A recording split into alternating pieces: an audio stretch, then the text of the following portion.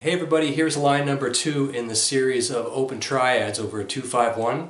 In this one I'm going to use the open triad on the 2 chord. Last time I used it on the 5 chord. I didn't detail what specifically was happening harmonically, but I will talk about that. So if you haven't seen video number 1, check that one out and then check this one out as well.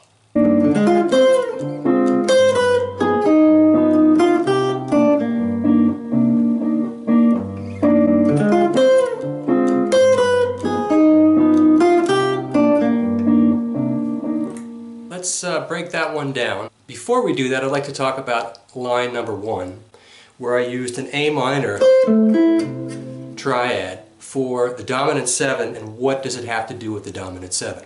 2-5-1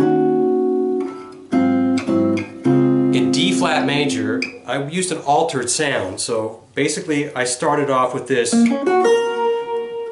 G flat major, which is just the top part of the E flat minor 7. But I went to the...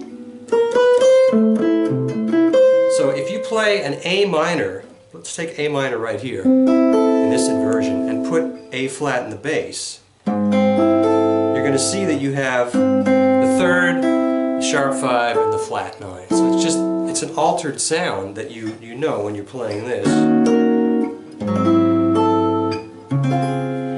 So that's what that particular one is. Now to the one I just did, I did a different feel. I did a bossa nova, 2-5-1, D half diminished, going to G7 altered, resolving on C minor 9. And I started the line off with the open triad. There's an F minor triad right here. I could play it like this, which is a little cumbersome, but if you can do it, great. But I like this one. And what I did was I used the open D string. You could go, or, and then I went, now this is just, that's a minor triad. Essentially it's going to that G7 altered. I've got the sharp 5 and the flat 9 again. And then I'm resolving on G minor, and G minor works for C minor 9. You can use any inversion. I could have just taken, that works well too, but with the open triad there's a lot of interesting things happening intervallically. In this case, now